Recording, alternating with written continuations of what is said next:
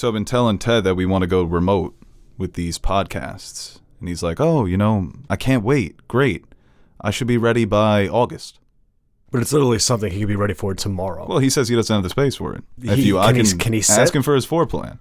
If he can sit down. I think more noise, privacy. Like when we did the remote podcast with you, you had the fan in the background. I think Ed, and Eddie was on.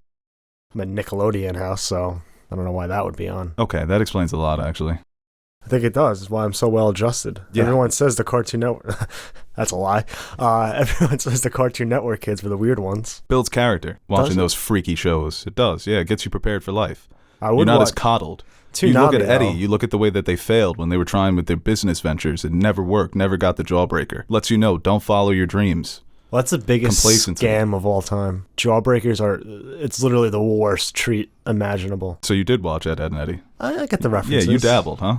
Come on, Plank. Sometimes during commercials, I'd flip over, or if a show was on that I didn't like. But that wasn't my first go-to. It was 33, 31, and then 32. Wow. Yeah. 31. Disney Channel, man. Yeah, I know what it was, but geez, to skip over 32. I mean, I was more of a Nickelodeon guy, but I'd start on 32 some days. Like I said, when you're in the mood for something wacky. Well, no, Cartoon Network was always good because Adult Swim, once Nickelodeon started doing Nick at Night, all right, this is lame.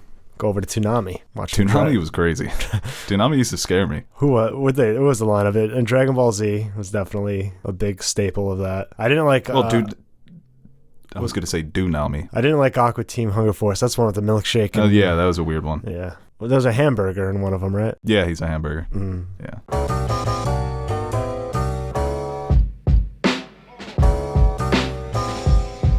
Hello, everybody, and welcome back to another episode of the Nerd Soup Podcast. I am Bo Oliver, joined here today.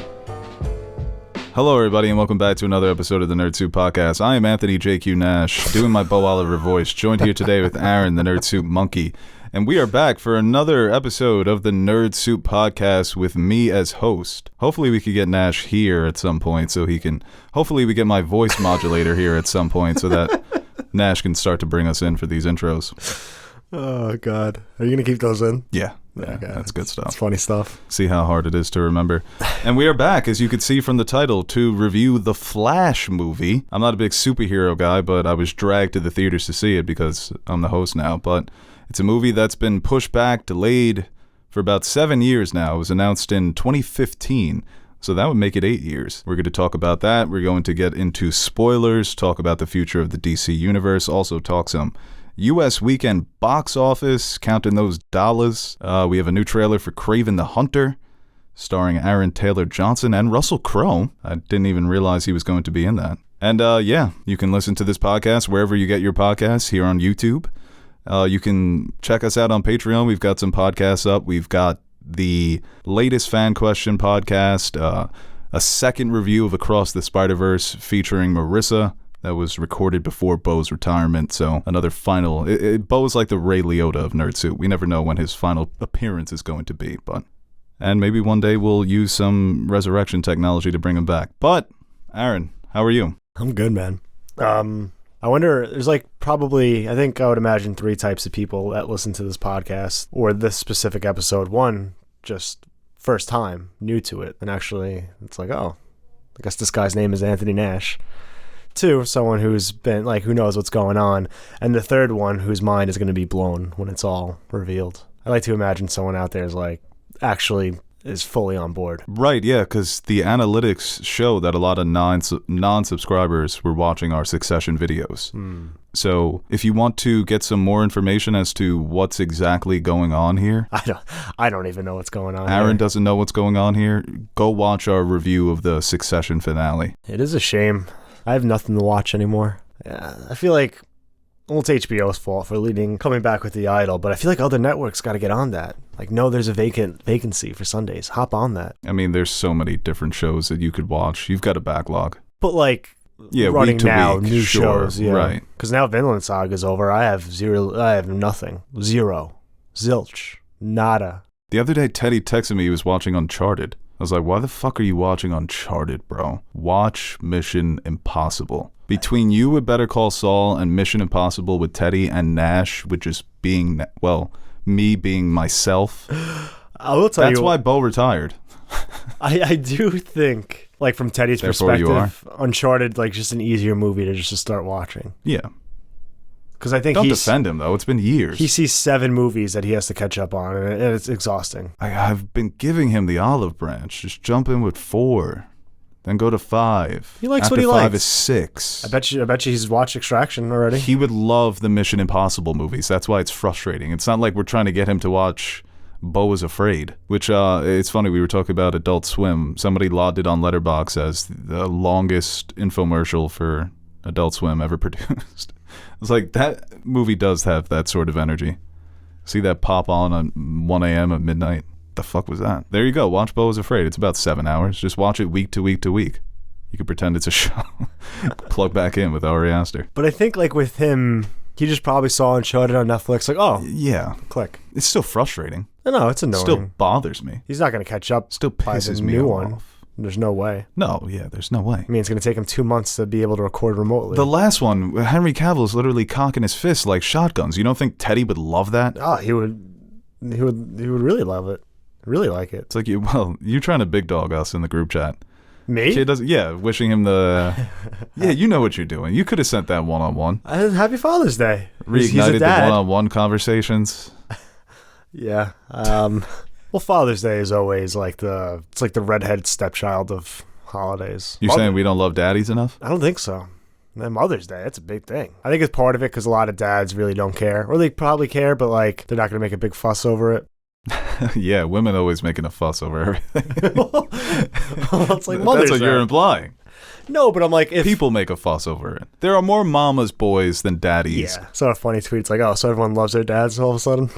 That's actually pretty funny, yeah. All right, well, let's just jump into The Flash. Ugh.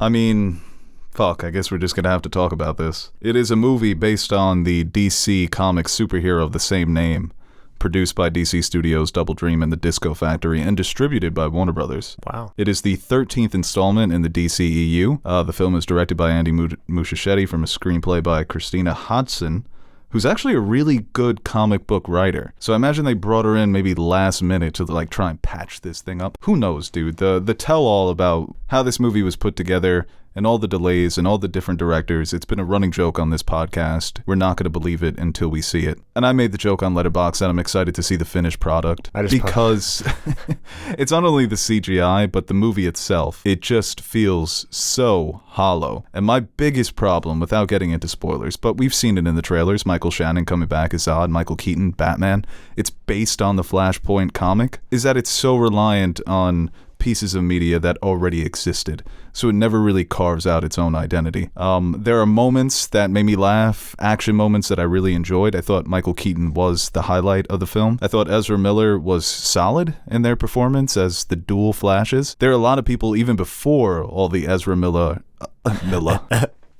Ezra Miller. So coming into it, there's just so much divisiveness already from fans who were actually paying attention, but the box office tells us that casual fans did not show up. General audiences no longer care about this franchise. This could be I don't know if it's the DC killer, but it may be hard to crawl back from this one. Ezra Miller, the DC killer. Hell yeah. I'll tell you what, they're never fucking coming back as the Flash.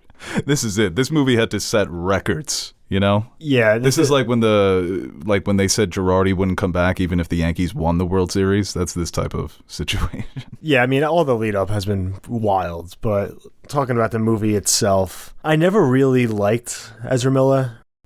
Now I'm doing it as Barry Allen. Not to say that it's obviously that's the portrayal, they wanted to have for the DCEU's Barry Allen, and I just it never really vibed with me. I liked, and my reference point is mostly just through the animated films and TV shows that DC does, which are far superior than anything they do in live action, but when it comes to the DCEU. But I just felt like that Barry is so much more confident. He's nerdy, he's a little bit comedic relief at times, but he's much more confident in himself, and I think he's just a better presence, and he's more entertaining to watch. Whereas I think Ezra Miller's portrayal is annoying at times. And I feel like in this movie, when you have the two Barrys, I actually did enjoy the older Barry a little bit, but the younger Barry was everything I hated with Barry Allen from the past, whatever, how many movies he was in. And I don't think this movie is a complete dumpster fire. I think there's a lot of things to point out and make fun of, but I found it to be pretty entertaining at times. Like you said, Keaton was I think him coming back as Batman was very fun to watch, and some of the action sequences I thought were pretty well done and entertaining enough. But yeah, like you said, to have a Flash movie, the first Flash movie, and it kind of him just kind of take a back seat at times or not the main focal point, I think is a huge mistake, because we really don't know this character at all, and I still don't think I know him after this movie, which is hard, which is a pretty important thing to do when you are doing a solo movie. Now, everything leading up to it might have fucked that up, because all the rumors of this rebooting the DCEU, and then obviously with James Gunn coming in and having his own vision, it's going to be completely scrapped after that. So maybe they were just like, fuck it, let's just have fun with it and just do what we want here. And it kind of shows within the story that it is kind of a mess at times. And we can talk about Muschietti saying that, you know, that was an intentional decision for the CG to look a certain way. No, it wasn't. I think they retroactively made some of it look worse to match what they showed with bringing back some of the cameos and showing alternate versions, because there's no way they looked at that and thought, oh yeah, this is a good finished project that we're going to release and be happy with. A last second decision to kind of try to make sense, which it doesn't. Yeah, there's so much to get into with what this movie does wrong, but to your point about you don't really know anything about Barry Allen, the character, it's a good point, because really you're coming into this and you remember him being annoying with the Justice League. So when Barry meets the younger Barry, he goes, oh wow, yeah, I really was annoying. But with their relationship, I don't know does he learn anything more about himself other than you're not a god, so maybe don't go and try and change the past because it's going to destroy the future. And then they're doing all of the origin stuff with the younger Barry because he has to get his powers, so he forces him to go through the accident, and you're seeing the way that he had to adjust, but it's all sped through, no pun intended. So instead of giving us the origin movie where we see all those things play out, and I've always said that the origin movie, the Genesis story, it's always the strongest, because you get to put yourself in the shoes of, what if that were to happen with me? And you're figuring it out with that main character, but that's sped up. And to my initial point of the thing that I hated most about this film is that it's so reliant on previous movies and comics, and yeah, those would be the two big ones. Like Sasha Calle's Supergirl. I thought her aura wasn't... No negatives. Her aura as Supergirl, you were convinced that she was an all-powerful alien that could beat the shit out of anybody. But like when she has to get used to the oversensitivity she has with the hearing, it resolves itself within minutes. Whereas in Man of Steel, that was a big focus, that his entire life he's been honing his senses so that he would be ready to face off Zod. And I guess they explain that in the way that she wasn't able to defeat Zod. But it's like all these really emotional and genuine moments that were brought forth in other comics and movies, they're just speeding through them. Michael Shannon's performance. You look back on the original Man of Steel, it's so raw, energetic, borders on comedic with how serious he's taking that character, which works tremendously for that film. Here, he's sleepwalking. He's delivering lines of dialogue that he said from the previous movie. Like, I don't even love Man of Steel like that. But that invasion sequence in the first film when he's taking over all the broadcasts and he's switching languages, that shit still creeps me out to this day. Like, gives me goosebumps. So they're playing all the hits of these movies that aren't even that iconic. Like, yeah, Man of Steel did good at the box office relative to The Flash, but it's not like an Avengers moment, like it's going back to the Battle of New York. It doesn't hit like that. So they're trying to play off of all this iconography that I don't think most general audiences are going to even recognize. Like, it's been 10 years since those movies, and as I said, it hasn't had that same lasting impact. So the third act is a fucking disaster. It's got a villain that you see, the main villain that you see coming a mile away. There's not a villain in this movie. Like, there is, but... Yeah, they try to, like, shoehorn it in there at the end. Shows up for a split second, and what, Zod is... No, Zod's a villain from a totally different movie that we just joined, and relies on the fact that we've seen Man of Steel to have any type of depth or understanding about who this character is. And I guess we just go into full spoilers now. The timeline stuff just made zero sense. The more I think about it, and usually I can get a certain grasp, and you can always point out flaws in logic when it comes to this kind of stuff, but it really makes, I don't think it makes sense in this movie whatsoever, which I can kind of look past if I'm having fun and having a good time and it was a well put together movie, and you kind of just chalk it up to, it's one of those things that you're never fully going to understand, but at least it's fun and you're having a good time with it. When the movie's not that great and you still have these problems, it just adds to what is already kind of a bit of a mess here. Yeah, this has been the obsession of so many movies, the multiversal stuff and the cameos. Maybe this will be one of the last straws when it comes to playing off of cameos and nostalgia, because that Michael Keaton Batman nostalgia, I don't know who that's for. That's not going to hit big. That audience has aged. I enjoyed it. I don't even love those Michael Keaton Batman movies, but I enjoyed it because it felt like a completely different Batman. Yeah. Like they were just like, let's let Michael Keaton act like himself as Batman. And I thought that was a really interesting idea. I loved how unhinged he was when he first showed up, the way he was fighting, the long hair, the beard, even the way he was explaining all of the multiverse mumbo jumbo bullshit. I thought it was just a funny scene. Sure. When he uses the spaghetti. But I think who was that for? When he said, let's get nuts. I hated that. I can't even laugh about it. It's like, holy... It was so poorly written. That's the other thing. Like, from the bare bones of the dialogue, when Barry and Bruce are talking in the beginning and it's Ben Affleck, and he says, you want to go out and grab something to eat. And he he basically says the same line twice in a row. He goes, not this time. Maybe some other time. Writing 101, don't repeat the same sentiment in back-to-back lines of dialogue.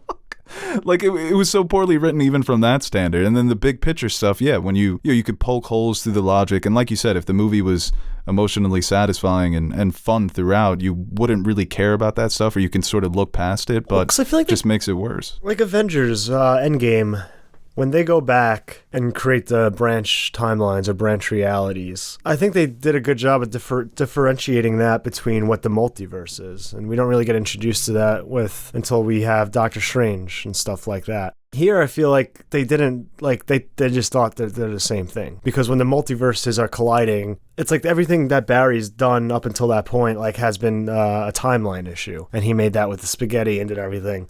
They never really explain how the multiverse comes into play when that's disrupted as well. It just seemed like... That was a good-ass spaghetti. I wonder if they were trying to play off of the idea that Michael Keaton is just an older Ben Affleck. Because they don't say he looks different, they just say he looks older. Because it doesn't even feel like he's Michael Keaton's Batman from those Burton movies. Nuts and stuff like that. None of it makes sense. And also Clooney is technically Michael Keaton's Batman. Like, Batman and Robin is the same universe as Tim Burton's Batman. Right. Technically. Yeah. So what? Yeah, I think it was just a poor job to be funny. Yeah. A poor attempt at being funny. Also, at this point, that stuff is more secondary to me, even though I agree with you in that it doesn't make sense, and other movies have done a better job explaining it. My biggest problem is just all the callbacks, and you quite literally have a carousel of cameos with those big spinning alternate universes. Why the fuck is Nick Cage, a CGI Nick Cage, in? Who is that for? Kevin Smith. The 10 people, right, Kevin Smith and the other 10 people who have seen The Death of Superman Lives. So many people have left that movie being like, did I miss the Nick Cage Superman movie? It was clearly supposed to be Cavill in one of those shots. Mm-hmm. I don't know I don't even know how to describe the relationship between Warner Brothers and Cavill. Turns out to be a CGI'd Christopher Reeves, which maybe more people are aware of, but once again, the people who are going to come and make this $1 billion movie, that's doing nothing for them. So what the fuck are you doing? Where that takes up your entire third act. That speech by the older Barry Allen, if I wasn't with you, I would have walked out. Seriously, if I didn't have to take you, I would have just walked out and went home, because I had no interest in the way that this was going to resolve itself. I thought at one point that he was going to have to stab his own mother. Yeah, no, I thought that would have actually been cool. I think he said if there was a second one, it would have been Reverse Flash, which not having Reverse Flash is insane. But also, doing Flashpoint was used as a way to reboot the entire DC universe. After decades of Flash comics and Flash stories, he's got one of the best rogues galleries if you talk to comic heads, after probably Batman, Superman, and Spider-Man. He's right up there. So yeah, it's egregious to use this story because initially it was supposed to be a reboot because of all the bullshit that they got into with Ben Affleck. They had to change the actor who was going to play Batman. Now they've changed it entirely where their universe is going to be rebooted. The final scene of the Snyderverse has George Clooney as Batman. Yep. That's going to be the lasting image, the lasting scene of these past 10 years of DC films. You know, I just thought of this. Remember when, it's not DCEU, but when Gorilla Grodd goes back in time to kill Obama? So funny, yeah.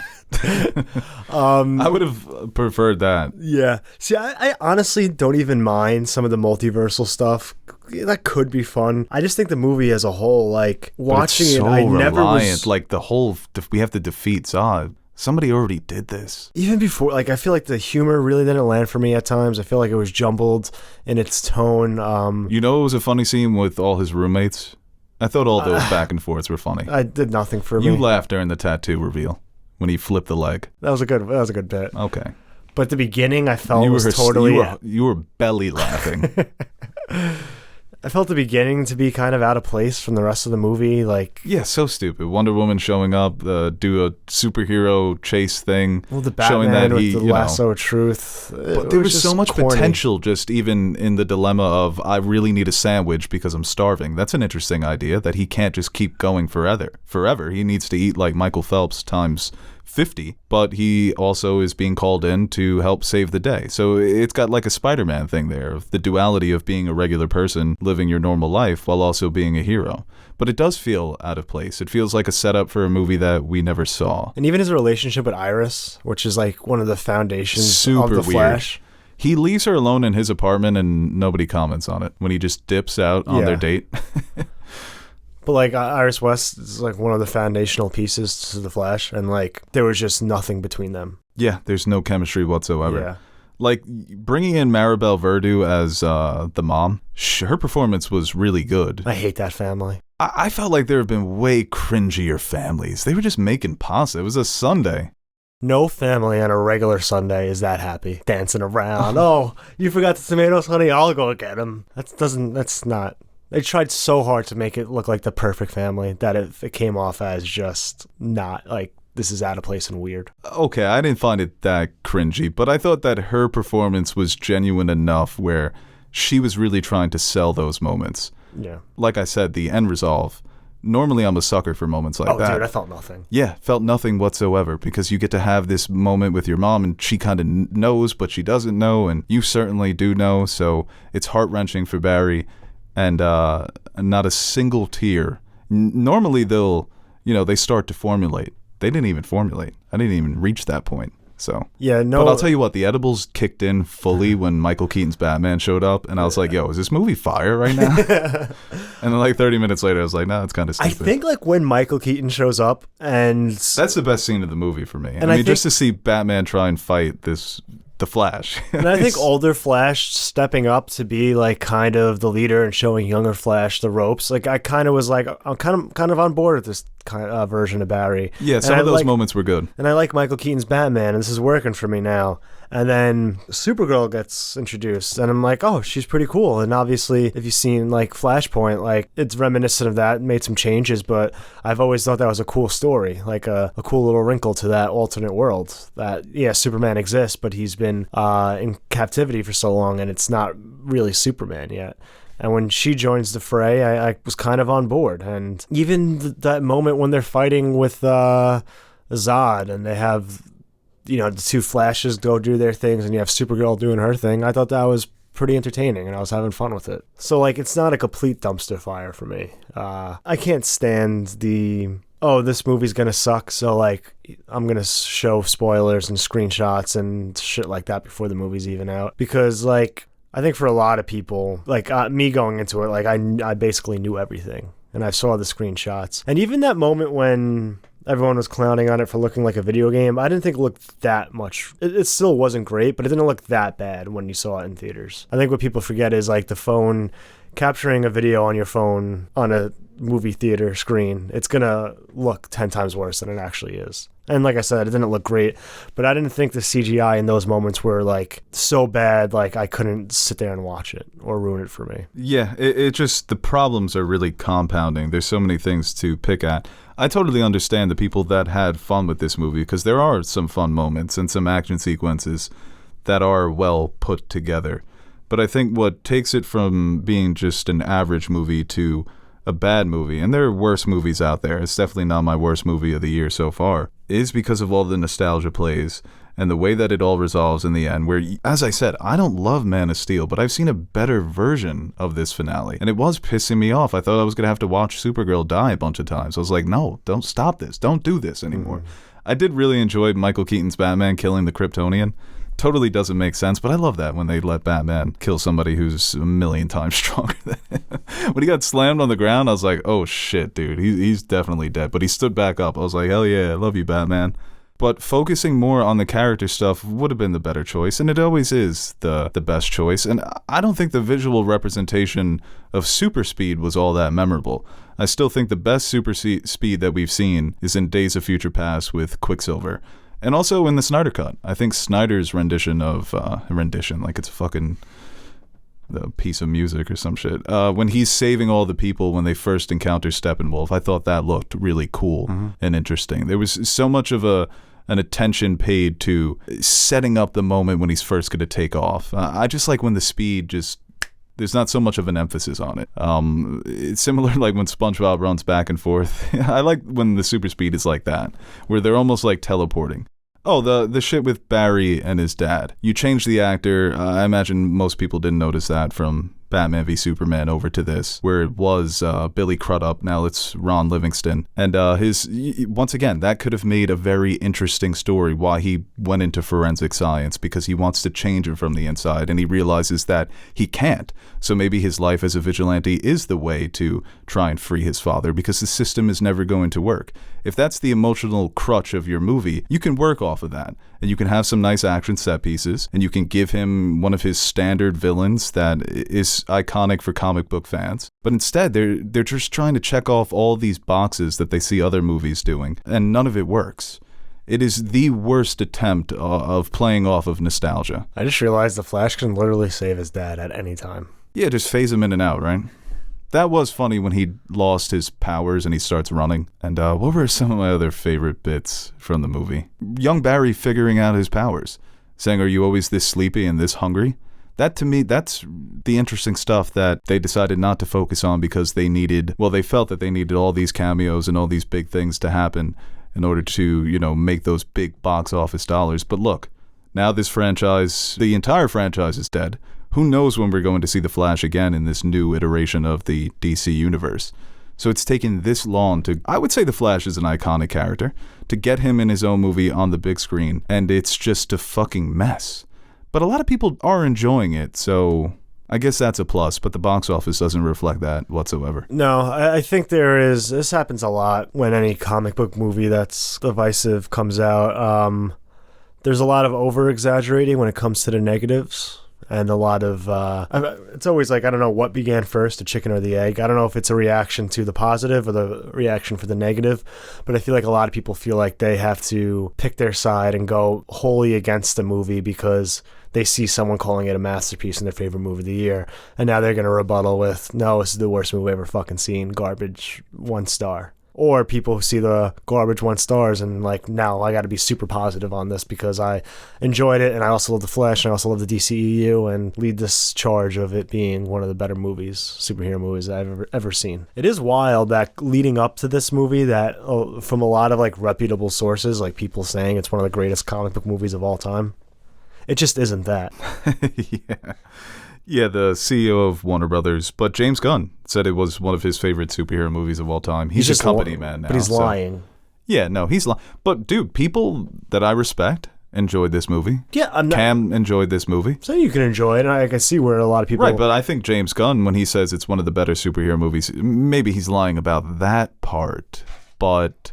For comic book, that's the thing. For comic heads, I could see people watching this and getting a lot out of it. Because I think both of us, we understood a lot of those references. Like Supergirl being all decrepit because she's been kept out of the sun, and this idea of she lands in Russia versus landing in Kansas. What are going to be the differences? But even like someone like my sister who enjoys the Batman character, that's going to do nothing for her. Batman's involvement in this movie. It's just going to confuse her. And I feel like for a lot of general fans, that stuff is going to be confusing. But I totally understand why comic heads and why fans of superhero movies are enjoying this. But I also totally get the people that are saying it is the worst movie of all time, because when you really look at it, it's so creatively bankrupt. And I just keep going back to Michael Shannon's involvement in this movie. Totally unfucking necessary. And this guy has the nerve, I love Michael Shannon, to say he turned down Star Wars because it's mindless entertainment. But you did this, where your scenes amount to a video game cutscene. Not only visually, but in terms of the execution of those actual moments. But when you look at Flashpoint, like the movie, for instance, I feel like the world they go to is even more... It's just a more interesting world. Going to a complete alternate, like... where Thomas Wayne is Batman and Aquaman and Wonder Woman are at each other's necks. Like, that's fucking cool. Well, you could have done that by just making Michael Keaton Thomas Wayne. Like, who are you, Bruce Wayne? No, I'm Thomas. I thought they were going to do that for a second. Yeah. You're Ben Affleck's daddy? But also, like... Can you believe Michael Keaton's 71? He looks good. Yeah, I know they gave him the hairpiece, but he looked, like, in physical shape, he looks good. He's a spry guy. Yeah. Like you said, like, you're just returning to basically the world that we've already been to in Man of Steel. Yeah. And to have all those moments playing out sequentially, where Barry had his accident right before Todd got there, which is, whatever. But once again, it would have been cool to see the younger Barry experience all those things just in real time, rather than you're trying to shoehorn so many things. Like, we need to do the origin story, and there's got to be emotional stakes. So the stuff with his mom and the stuff with his dad. I just remember this when he's telling younger Barry about the family, the daughter and son, father you couldn't save, and that, like, how that like affected him and stuff. No payoff to that whatsoever. They actually show that father and son running away when the shit starts to go down in the alternate timeline, but nothing more. There's not a moment where he does save them or redeems himself or anything like that. That's pretty funny. They just don't even mention it again. Oh boy.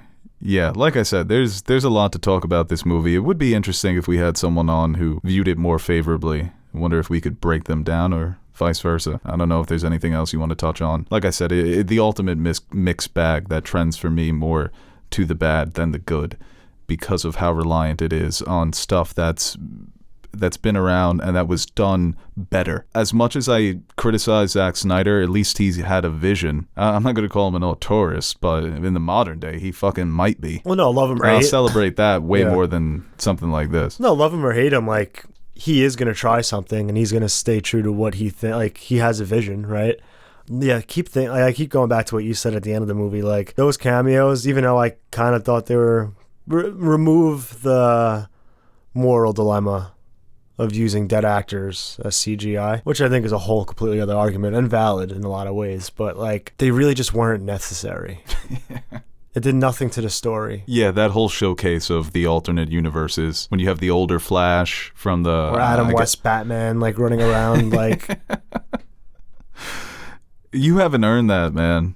That's something there. The movie's got to be better. The build up to that moment has to make more sense for the story. But like, you haven't earned that. And it also doesn't make sense because even with Nicolas Cage and Christopher Reeve's versions, like, they at least see something happening and like they're interacting with the multiverse. Like, they just showed cutscenes from Batman in that universe. Like, no attempt to like make it true to what the other multiverses are. Like, they just showed clips of the TV show. It reminds me of Fast and the Furious. Did you see the new one yet? Oh yeah, I think we talked about it. Like, how they just use pictures and screenshots from all the other movies and as like photographs and like, look at this. Oh, right. We got this secret camera footage from this event, and it's just a scene from an old Fast and the Furious movie. Like, super lazy shit. Like, that's what that was. And it would have been a lot cooler if it was like a Wally West instead of younger Flash, or like, I think there's other creative ways to get into that, the different timelines and multiverses, and use, and I know like Flash CW did a lot of that, and for a lot of shit that show gets, and seeing like the reactions to that, fans like enjoy it for what it is and have fun with it. So right, well, all the fans saying that it should have been Grant Gustin, or Grant Gustin should have got a cameo. I don't have the same attachment to that show like other people do, so that's not something I'm going to get so hung up on. That's not the problem in this movie, a lack of cameos from different characters. Like, where was Christian Bale's Batman? Shouldn't we got a scene with him? in the whole multiversal thing, like, that's just going in the wrong direction. That's like what younger Barry's trying to do there at the end. Just trying to keep fixing it. It's only going to get worse. If Bale showed up at the end, I would have shit my pants in the theater. That cameo would have cost so much more than probably what Clooney got from them. But that was funny. But once again, it is kind of just hilarious that this is how the Snyderverse ends, on a cheap joke about a Batman that nobody liked. And the post-credit scene was one of the worst ones I've waited to see. Oh, horrible. Terrible. It was just like a way to show Momoa, because every other member of the Justice League was in it except Cavill, but I guess you got 3 different Supermans. And it's like, and Aquaman. Yeah, no, it's so silly, dude. Like the worst attempt at humor ever. But it looks like Momoa is going to be coming back playing Lobo, so playing a character he's always wanted to play. That's your favorite character. Lobo? Yeah, you're a big Lobo guy. You like Lobos. All right, well, before we move on to U.S. weekend box office, we're going to take a quick break and shout out our sponsor for today's episode, and that would be First Leaf. And Aaron, you have a message from First Leaf, don't you? Yeah, well, summer is here, which means it's time to kick back with friends and family. And what better way to get reconnected with those you love than drinking wine? That's why I have First Leaf. As America's most personalized wine company, First Leaf takes the worry and guesswork out of buying quality wines. Just answer some specific questions about your wine likes and dislikes on First Leaf's website. Yeah, no, it's real easy. They actually sent me a nice little voucher, so I got 6 bottles of wine for $1. What? And it was a real easy survey, asking me what types of flavors do I prefer: red, white, Merlots, Pinots, Sauvignon Blanc. Yeah. What are you?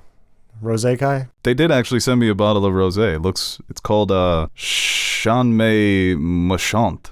Fancy. Yeah. And some of these other ones I can't really pronounce, but like I said, some white wine, some red wine, and some rosé. But I'm sorry that they didn't send 2 vouchers. Did you ask? Or? Well, I mean, they come to me. I'm the wine do guy a present. here. You're the wine guy? Yeah, I'm like LeBron. Sipping on that vino.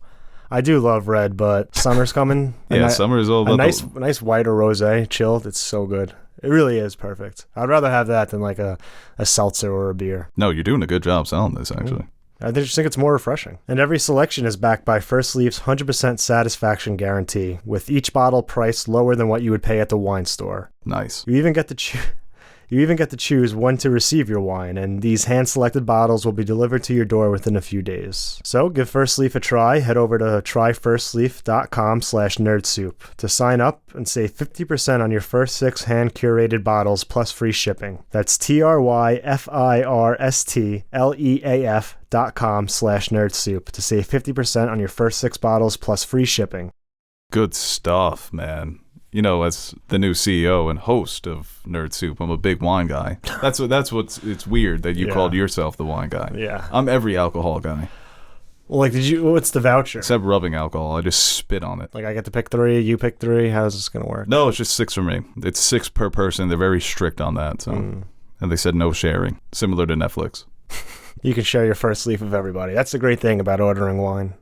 It's a very communal. What are you, wine Jesus? Well, Jesus was big with wine. Very big wine guy. All right, let's track some box office dollars. Number 1 from the past weekend. You didn't even need a promo code. Just give me a bottle of water. The great Omar Little once said, even if I miss, I can't miss. I think this is a good example of even if you hit, you can miss. Because you come in at number 1, but this is looking like one of the biggest superhero box office bombs ever. I saw the numbers and the projections, and I'm like, oh, that's not bad domestic total. Worldwide? Yeah. Right, so domestically it came in with 55 million. That is its domestic total for the first weekend. It was projected to make about 70 million domestically. Worldwide it's at 140. The reported budget is between 200 and 220 million. They could be lying about that, just based on the reshoots that they've had to do and the delays. I wouldn't be surprised if this budget was closer to 400 million. So it's not doing great. Number 2 was Elemental, and this is another movie that's looking like it's going to be one of the biggest box office bombs in Pixar history. That came in with 30 million domestically, a touch under 30 million. Worldwide, it's at 48.3. Ooh. No It's way. only opened in 3 international territories. Okay. So it's going to continue to roll out. Still. But that's a $200 million budget. And the marketing for this movie has been all over the place. But I think both movies are an indicator of general audiences kind of know what to expect from these types of movies at this point. They know what they're getting from Flash. So unless people are telling them that it's the best movie of all time, legitimately, they're not going to go out and see it. And the same thing with Elemental. They see that and they go, another Pixar metaphor, allegory for, for life. It's going to be on Disney Plus in a month. We'll watch it with the family then, and it's going to be cheaper. Mm-hmm. So I think there's several factors going into it, but it's interesting that 1 and 2, even though they did win the weekend, they're definitely losing the war. Yeah, that's tough. I mean, there's a time, like, we always talk about it, like horror movies and children movies are cheat codes for box office success. But with Pixar, they put so much money and the budgets are usually super high that I can't remember what's the last one that like really took over the box office for a Pixar movie. Yeah, based on the numbers here that I've pulled up, the last Pixar movie that hit big was Toy Story 4. Onward came out right before the pandemic started and didn't cross its budget. Dude, I'm pretty sure there hasn't been a Pixar film that has made more than its budget since Toy Story 4. It's That's not only insane. Are they not making money or hitting big, but they're not making money. Lightyear was probably the worst example of that, right? I forgot about Lightyear. I watched like half of it. Yeah, no, I hated Lightyear, and there was a big controversy because one of their longtime producers and animators, I think Galen Sussman was her name, was fired, and she was a producer on that movie, and the director was fired as well during the Disney layoffs. So blaming the actual workers instead of the people who greenlit the idea, which everybody knew. They didn't know that it was going to fail, but that it was kind of stupid and cheap. So yeah, it's been a while here. And like, watching the trailer for Elemental, everybody on the internet loves to criticize Wes Anderson for making the same movie of all time, which I disagree with. I watched the trailer for Elemental and I'm like, holy shit, I've seen this Pixar movie a million times. I've seen this Disney movie a million times. I'm fire. We're water. We're different. But let's learn about how we're the same. That's why Luca really stands out over the last 4 or 5 movies, because it's like a movie about kids being kids. Well, it's reminiscent of like Toy Story. It's about one toy trying to murder another toy because he's jealous. Yeah. Well, I think they definitely still had some hits. Soul, I think, was another one that I thought was really good. It came out there. Not financially. Pandemic release. I think that was straight to Disney Plus as well. Yeah, so yeah. But even Soul, I like Soul, but I was really excited for them to tackle jazz music and how they're going to portray that through animation. And then it became a typical Pixar movie about something. Like, this is the lesson we need to learn. A little more mature than I think a lot of their other movies. Was it though? What's your purpose in life? Oh God. What'd you think? Aren't there other ways to express that? Soul crushed me.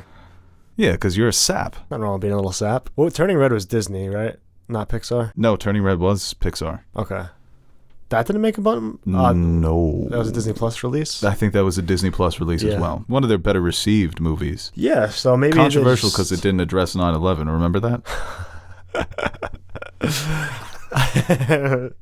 Yo, the internet is so fucking ridiculous sometimes, man. Every day I see something and to like akin to that where it's just the connections and leaps people make. It's so ridiculous sometimes. I don't think it's like a quality issue, perhaps. Maybe it's just, like you said, families are, I think, privy to like this is going to be on Disney Plus in a couple months, so why would we go to the theaters? We always talk about like box office pertaining to us, but like the family unit going to theater, like that's still an issue for a lot of people not wanting to spend $100 to go out on a movie night. Unless it's Spider-Man, which came in at number 3 with 27 million in its 3rd week. So yeah, it's but still Spider-Man's for, that's a working man's movie too. You can bring the kids, but you also go by yourself as well. I do forget that people don't go to the movies by themselves also. No, they don't. They see it as weird. A lot of people still think it's very weird. So like... They need to grow up and stop looking at me in the theater while I'm sitting by myself. Trying to enjoy The Little Mermaid. Jesus Christ. I always want to sit next to someone. Do the Skip Bayless urinal meme. Just right next to them. Empty theater. It's not illegal. As like a bit, but...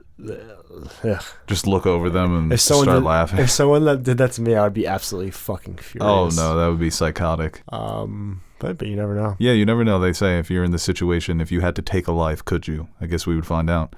But its domestic total is 280. Worldwide, it's at 494. So I think the most embarrassed I ever was going to a movie by myself was Fast X and 4DX. I don't know what was going on. that sounds like an abysmal experience. 4DX for that movie? I was fucking miserable. Did you throw up? I wanted to go home right away. I didn't realize it was that bad. It's legit nauseating.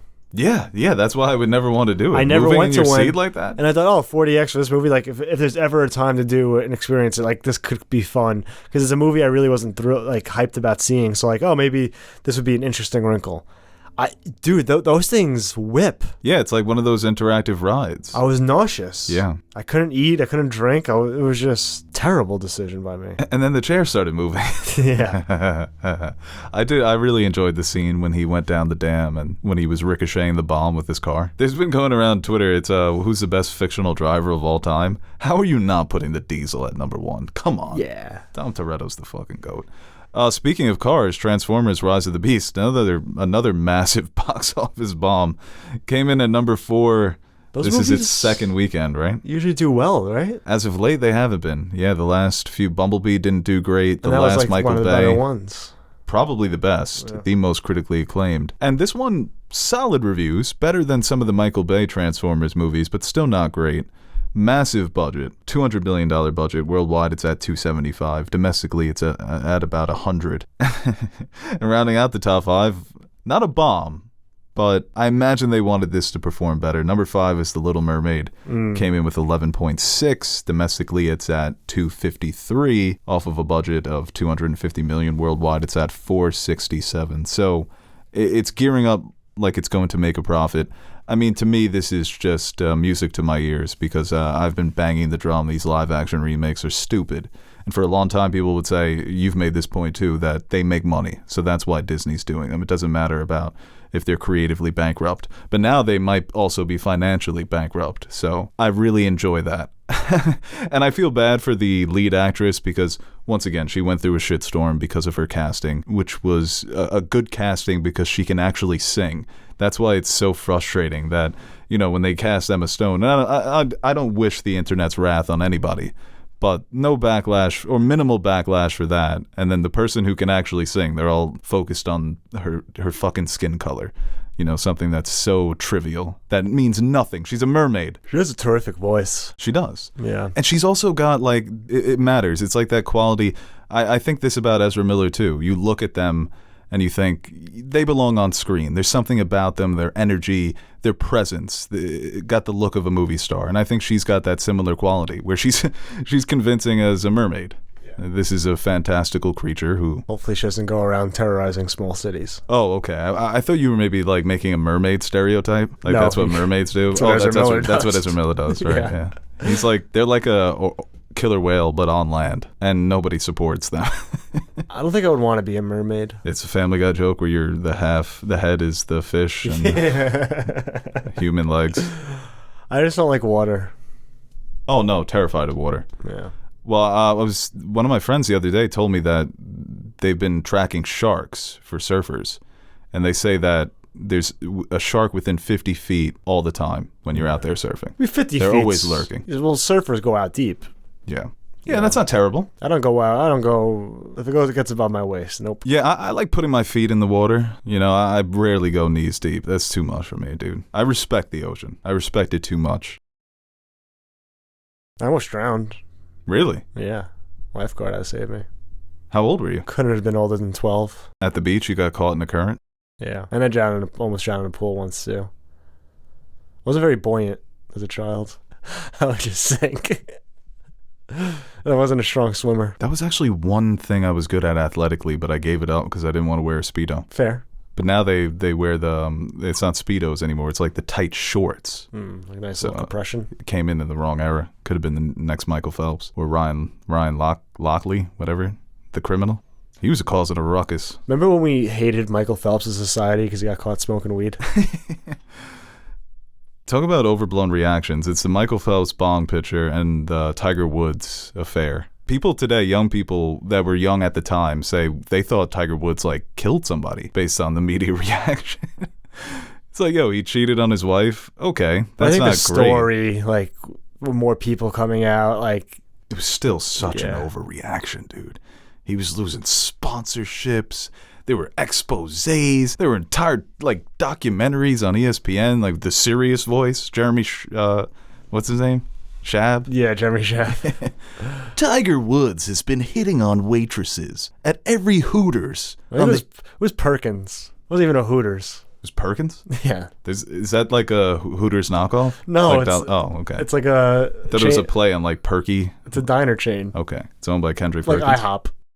Guess it's regional. Yeah. Yeah. Florida based. Yeah, they got Perkins there. That's where he was doing a lot of his damage. Guess so. Well, I wanted to highlight number 6. It was The Blackening, which got good reviews, horror comedy. But I know one of the Vine stars. He was big on Vine like 10 years ago. He's in it. Nash Greer?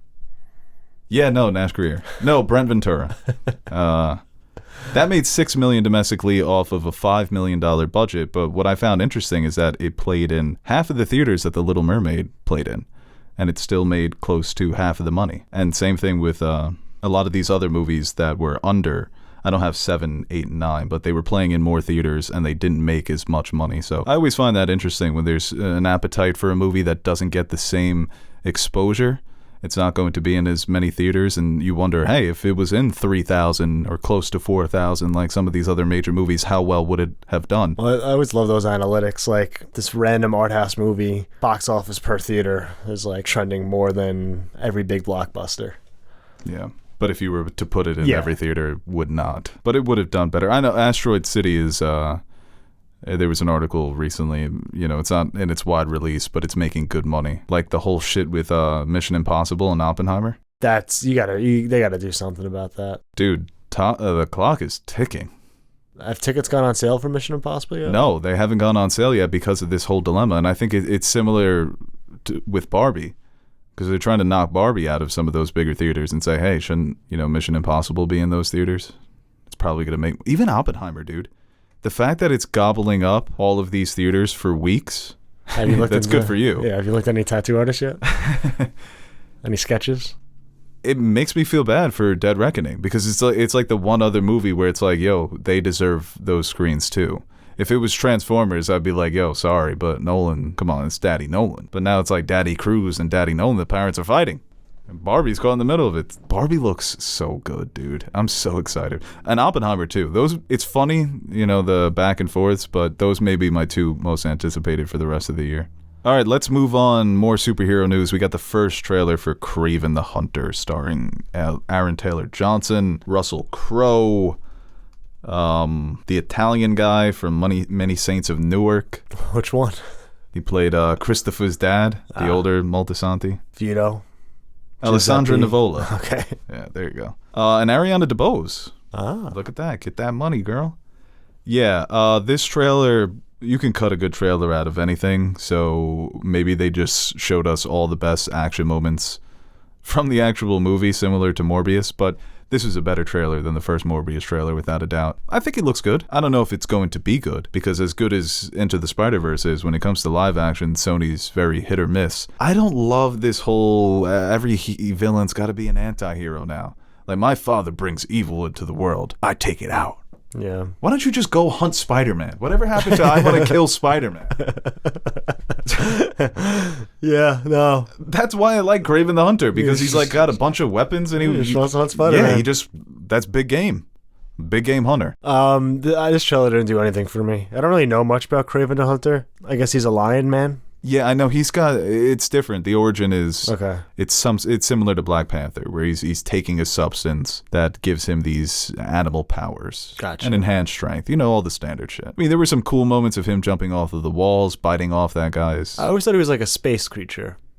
Kraven? Yeah. Maybe in one of the iterations. Unless I confuse him with Lobo. Similar vibes, yeah. Just hunting. I love that theory that Kraven was going to be in Wakanda forever as just like what's the word when you get kicked out of exiled, yeah, Wakandan hunter. He hunts Wakandans? No, he just hunts like in the African jungles, and then he gets wind. Like there's a Spider-Man in New York City. He's like, well, I know where I'm going next. Aaron Taylor Johnson, he looks hot. Yeah, no, definitely does. The poster, people are going feral over that poster. I wish they would let him do his regular accent, because he's got a cool British accent. He's an American accent in this one, right? Yeah, he's American. But he grew up in Russia? He grew up in Russia. His father's Looks like Russian? there's something happened, and his father kind of abandoned him. That wasn't nice. What, he moved to America?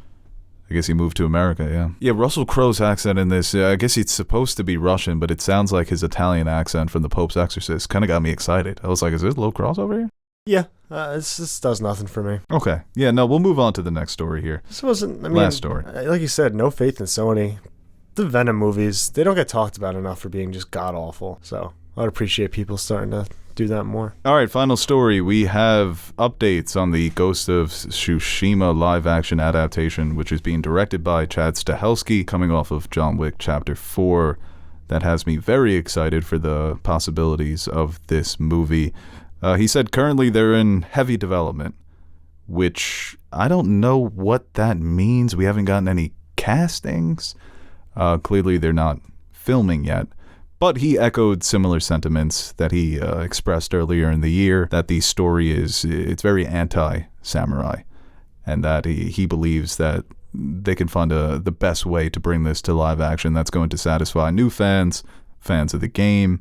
It continues to be one of my most anticipated adaptations that is being planned for the next couple of years. Yeah, I think that should be, as like video game adaptations go, like that translates to the movies. I think we saw with Last of Us, like something so cinematic in the video game platform. Good filmmakers and vision can, like, it's easier to translate to that, to adapt that, I feel like. And this one, I haven't played the game, but from what I've watched online and heard everyone talk about, like, it is a very cinematic experience while playing. So I think obviously story writing and all that play critical parts, but I feel like just from atmosphere, the look of it, and obviously action choreography, like, pretty much got that in the bag, right? Yeah, that's why I'm so excited for this, because the bones of the story are solid. So I think that's easy to carry over, but it's always the way that it feels. And he mentioned the word palpable. Do you feel like you can reach out and grab this world? Can your senses, will they react to the atmosphere that they're trying to create? And you look at the trailers for the live-action One Piece and the images we saw for the live-action Avatar: The Last Airbender, just not convincing. It looks like people playing dress-up. You just can't do anime in live action. You can, but it has to be super expensive. Yeah. And it has to be done by somebody who understands what makes it special. But yeah, I've come down on the side of it just shouldn't be done. I think it could be done. I think anything could be. But when you look at anime, right, and like from a perspective of, okay, we got to adapt this to live action, and then you take the fundamental aspects of what makes anime what it is, and you say, well, we have to change this because it just won't translate well to live action. And you're just never going to succeed. A lot of the ridiculousness of anime, it's like in a lot of ways, is just, I think when people have want to adapt it, they shy away from that. Right, and I think they shouldn't. That's the big problem, is that I think a lot of Western filmmakers feel like audiences aren't going to like this.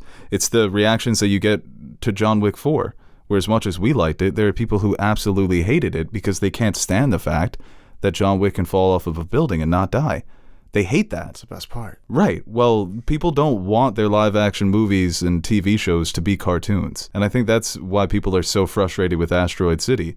We're like, oh, Wes Anderson's fallen up his own ass, and he's basically just too goofy at this point. And it's like, look at the aesthetic he's going for. He's clearly trying to make it reminiscent of the Looney Tunes. So when you watch the One Piece trailer and you see these you see these worlds, there's no vibrancy, there's no colors, there's nothing that just absorbs you in that atmosphere and in that iconography in a way that feels real. Look at the Pirates movies, dude. The Pirates movies, are they not live-action animes? Not everybody loves them, but I think as the years go on, people are more appreciative of that trilogy and how weird it is and how ridiculous at times it is and how bold it is. You need that boldness when you're adapting something that is coming from a place of total creative expressionism. And that's what you get a lot from animes. Yeah. Like, look at Speed Racer. Considered one of the best cartoon to live action adaptations because it's so goddamn bizarre and otherworldly. It's not a world that exists in reality, but it feels like a world that exists for that story. And that's hard to do. Yeah, and I think another thing with video game or any adaptations is we saw again with The Last of Us, like not trying to change what worked. We have a good story. We're not going to try to rewrite it or try to make these drastic changes. Let's just roll with what we have. And Flash is a good point of that. And a lot of comic book movies. There's so much source material. Like you don't really have to reinvent the wheel when it comes to adapting some of these projects, but oftentimes we see that's not the case. All right, normally we would end the show with fan questions, but we're not going to do that on this episode. But we do have an announcement. I don't know why. An announcement. We do have an announcement to make, and that is the winner of our fan question contest. That would be Jack McKellen. So congratulations, Jack. He asked the best question. He wanted us to make a dream small council filled with B-list celebrities, and we answered those questions on the latest fan question podcast on our Patreon page, which you can listen to for just $1. And we also talked about some stories. That was going to be an official podcast, but just put it up on Patreon and decided to go ahead and record a Flash podcast instead. So congratulations, Jack. You won special Nerd Soup mug that are limited, which features Aaron Lannister and the Nerd Soup logo. Cool mug. Only have 4 left. So go follow us on social medias if you maybe want to win one. That does it for this week's episode of, this week of the Nerd Soup Podcast. You know what was funny? When the first cameo happened in our theater for The Flash and someone tried to clap and realized, I guess we're not doing that, and never tried to clap again throughout the rest of the movie. We're not doing that? Nobody's clapping? This is in the vibe? Okay. Oh, okay. I'll shut up now. Oh, poor guy. He was really into it. Wow, that was probably our best review yet. Hey guys, Aaron the Nerd Soup Monkey here with a brief shameless plug before we end the video.